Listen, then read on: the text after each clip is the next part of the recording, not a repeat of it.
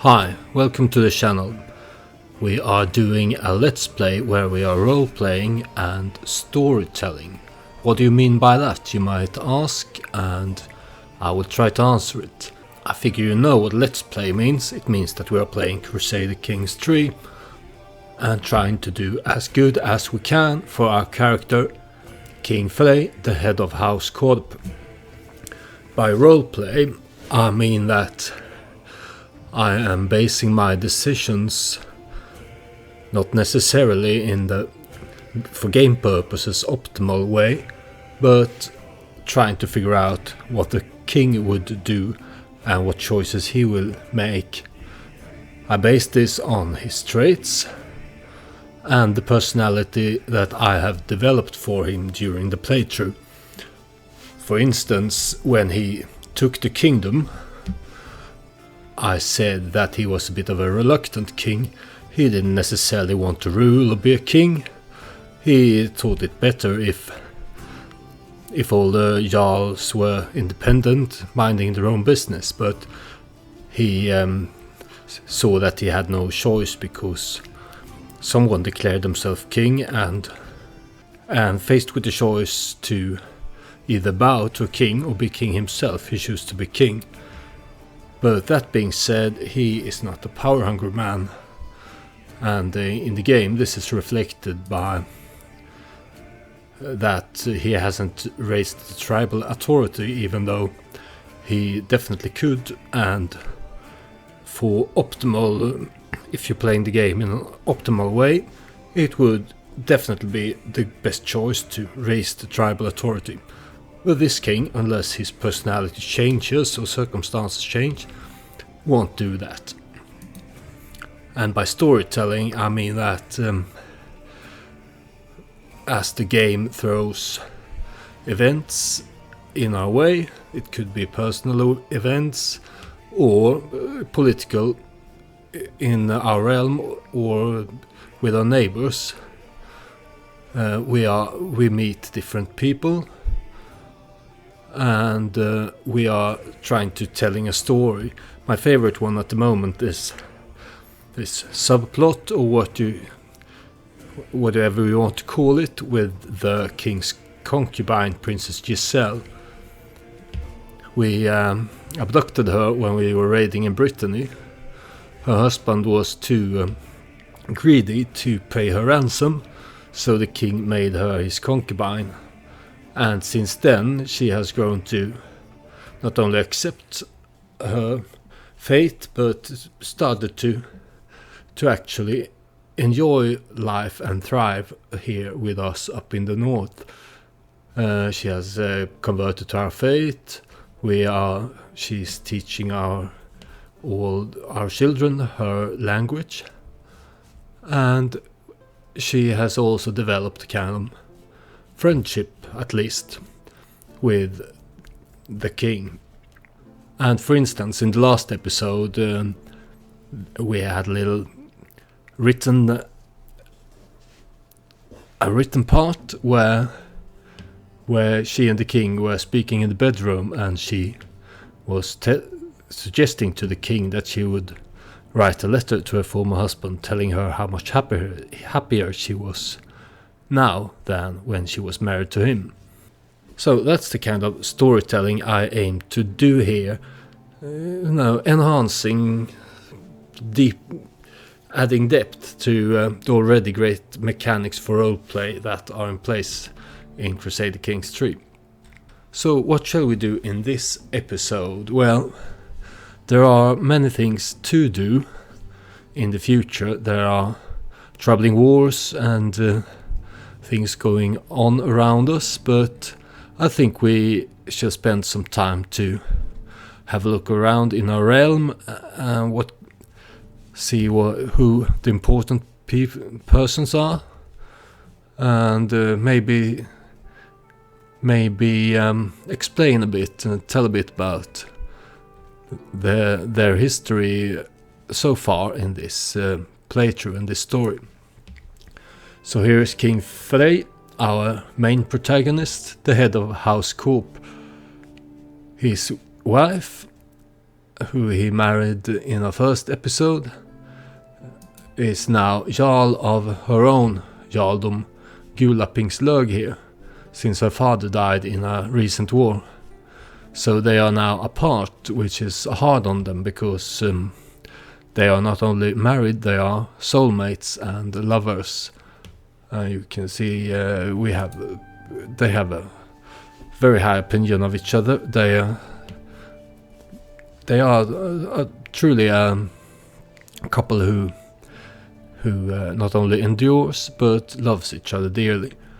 And they have a lot of children.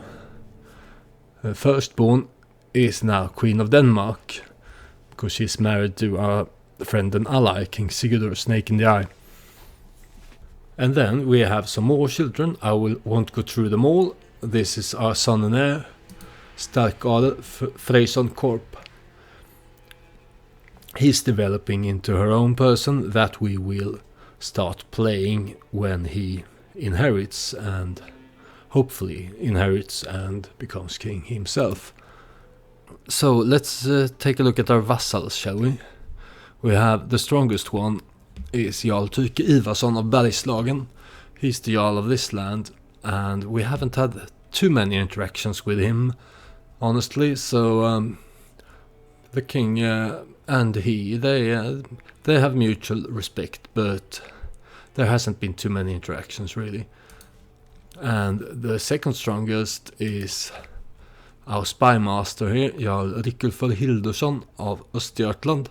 He's a Jarl down here, he's of House Ulfing.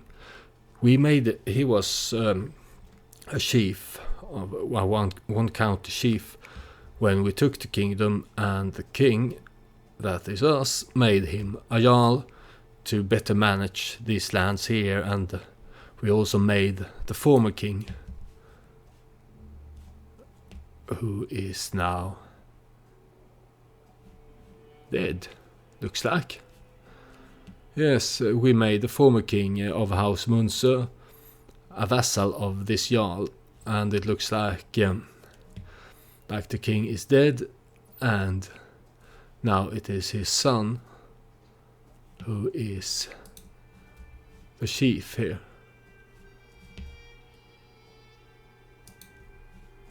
Here is his father. He died he drank himself to death, probably because he was depressed and stressed that he had gambled and lost so much. You know, House Munzer, they start as probably the strongest house around. They are Jarls of Uppland here, and they have the best position to form the Kingdom of Sweden, which Björn of Munzer did, but we defeated him, and since then his house is starting to maybe fade away, or maybe they can rise again. That is for the future to tell us. Third most important man below the king in the kingdom is the former Jarl of Småland, who is now a chief with a lot of lands to his name. It's Vagn of Murder. He's our steward. He and the king, it says that they have a high opinion here, but they really don't like each other too much. We had an interaction in a previous episode where the king was invited to his feast, and the king kind of made fun of a lewd joke that he involuntarily made. So and he was kind of mortified for our perverse humor, I think he said. And then there are some smaller houses around. We shall not look at them all, it would not be interesting, but these are the ones that we have had some kind of interactions with for now. We are amongst our neighbors, King Sigurdur Snake in the Eye here. He and the king, they like each other and they are allies. Their friendship started, I think, when King Sigurdur dedicated a poem to our character, and he liked it, and since then they have become friends and allies. So it's now a strong alliance here between these two, the Kingdom of Sweden and the Kingdom of Denmark. Then we also have our council. Here we have our Riksgårdi Ingfrider. She has been our Riksgårdi, which is realm priest, since the start of the campaign. She's really good at her job, and she and the king are... The game doesn't say that they're friends, but I think they are. At least they have a very developed and high mutual respect towards each other. And then, as I said, Skiften Vagn here is a steward.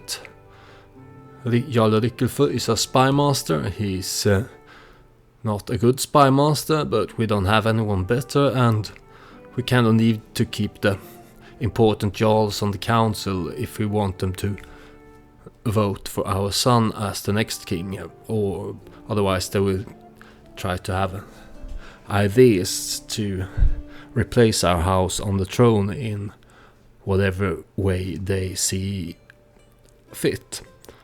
Our marshal is the Jarl in Bergslagen, and then our new chancellor, if a chieftain, who is very good at being a chancellor, but we haven't had too many interactions of him of late. He's our newest vassal. He's the chief of Ångermanland and another county up here. So it will be interesting to see what the future holds for Chieftain Sverker Tygson of Ångermanland. Maybe he will rise to be a Jarl of Norrland. This is the Jarldom stretching along the coast here. But we'll see about that in the future. In the last episode, our former chancellor Jatvardr died, and I said, "Oh no, he has been with us from the start.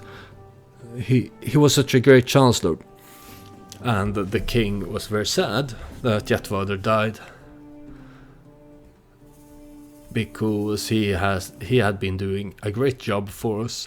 There have been several occasions when we got messages from vassals and neighboring rulers that Jatvardr had been to their court, and they now they were now thinking better of us because of Jatvardr's great diplomatic skill.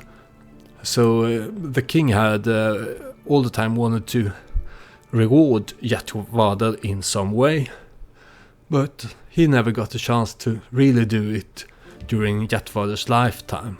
So let's see what happened to him. I found this out in between episodes, but here is the king's friend and court tutor Astrid. She was the wife of Jatvardr, who is now dead, so there's no spouse here, but you can find Jatvardr by looking at his daughter Jorun, who's the daughter of Jatvardr and Astrid. Here we have Jatvardr. As you can see, his diplomacy skill wasn't that great in gameplay terms, but all the events involving him told us that he was doing a great job. And he died of natural causes, so he didn't die in battle or was murdered or anything. He was just infirm. But it is sad that he is dead. So, and we buried him. We sent him out with honors on a long ship that was lit on fire and had drifted out here at Kattegat Sea. And the king and his friend Jatvardr's widow had a little talk about Jatvardr's dying wish, which was that we should make sure that his line, family, he's lowborn, so he doesn't have a house, but he still wants his line to continue through his daughter here, the lovely Jorun, who is an 18-year-old warlike courtier who is intelligent, honest, shy, and just. She is a decent person, and she's the only living child of our beloved Jatvardr here. Jatvardr's line will be continued in the royal house. Our son's only 7 years old, so when he is old enough to actually marry Jorun, she will be maybe 25 or something, but I'm sure that she will wait for a prince. And this is another example of how I'm doing storytelling and role-playing, because if you play the game to quote-unquote win, you definitely should marry your sons away to lowborn courtiers, but in this case we will. And that is Jatvardrs' dying wish fulfilled. There we are. Now, since we're having a slow talking and looking around kind of episode, let's see what else we can do. We should... it's been a long while since we held court, so let's do that. Here, petitioners. Commencement. Sitting on my throne, I gesture for my guards to open the doors of the hall. A stream of people file in, some lining up in front of my throne, while others move out of the way so they can simply observe the proceedings. After several moments, all movement in the chamber has ceased. All faces turn towards mine expectantly. In front of me, I count 3 petitioners lined up in an orderly row, waiting for me to call on them. Gesture for the first in line to approach. Here it says that someone is coming to me with a message that Östergötland is out of control. Östergötland is a jarldom to the east, where our spymaster is jarl. It says they're hanging us, hounding us. We could keep order, my lord. Please, we can organize ourselves without all the death. A peasant woman from the chiefdom of Östergötland, an area plagued by unrest held by my vassal Chief Björn, assures me that control can be restored without undue bloodshed. So Chief Björn, I believe, he's the son of the former king that I was talking about before. So, can we restore order in Östergötland without bloodshed? That is the question. The king can say, curious idea, let's try it. You're right, what we need is excessive bloodshed.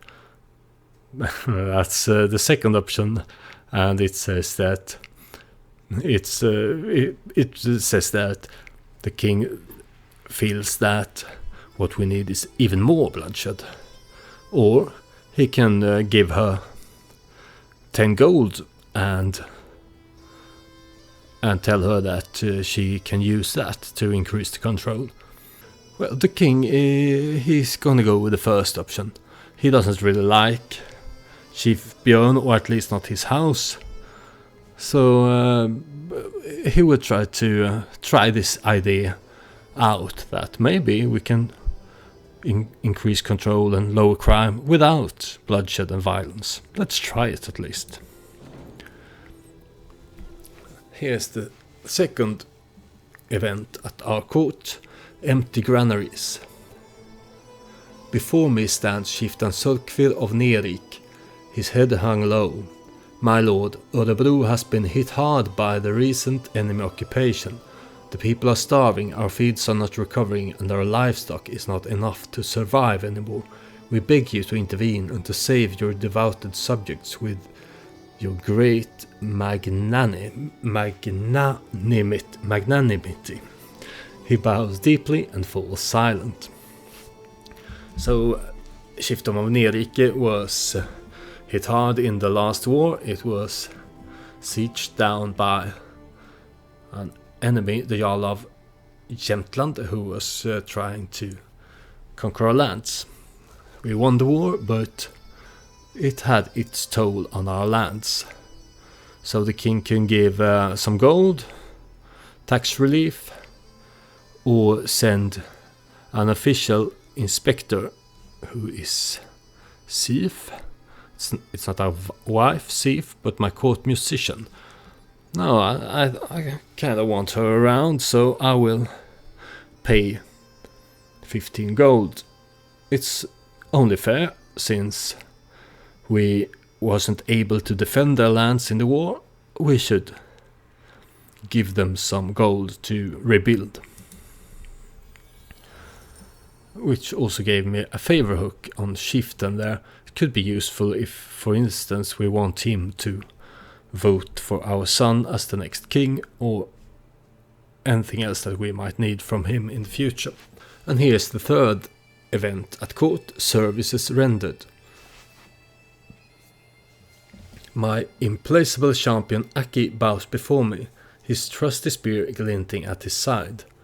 I have served you faithfully, my liege.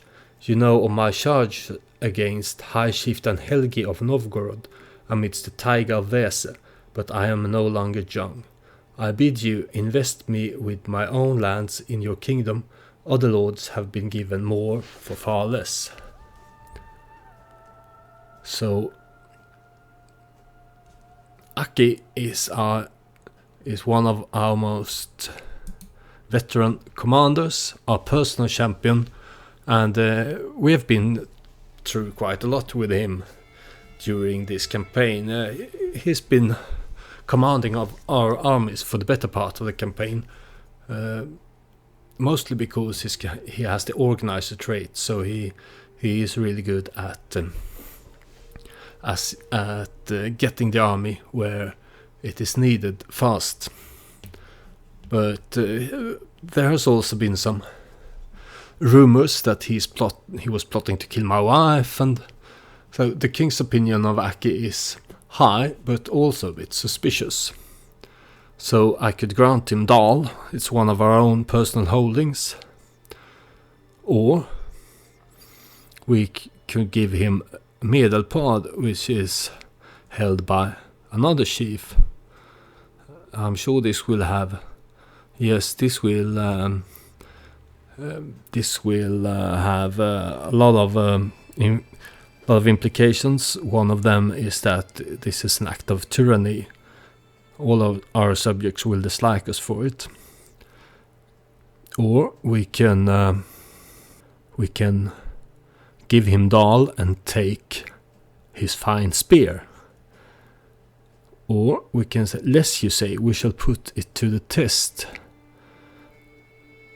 which will result in a duel between Aki and Chieftain Ragnar for Medelpad. Or we can say, I do not appreciate your tone, champion. So this is really an event worth spending some time thinking about, so let's do that. Well, having considered, I have come to the conclusion that this event is unfortunate for the king. Dal is one of the 3 chiefdoms that we hold ourselves, and we have many sons in line to inherit them. So we really we think high of Aki, but we really don't think that he deserves this. We don't want to give him one of the quite few chiefdoms we have ourselves. Neither do we have any reason to become a tyrant and stripping this man who has done no wrong of his title just to reward Aki. The king has definitely been thinking that Aki should be rewarded somehow for his services, but not with this. He asks too much. And though we are sad to anger him and sad to see him leave the court, the king has no other option left than to say, I do not appreciate your tone, champion.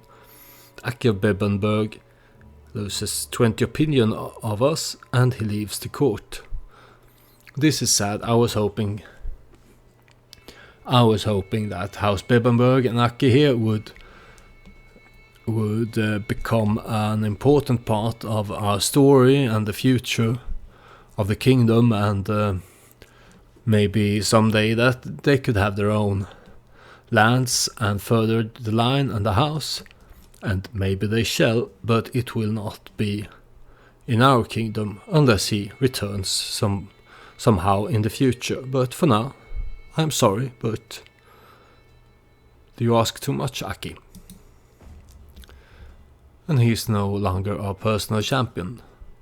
I wonder where he went. Oh, I cannot find him there. I will take a look at him later. So, that whole court conclusions. The proceedings are over and my business here is done. And with that, I think I will end this episode here.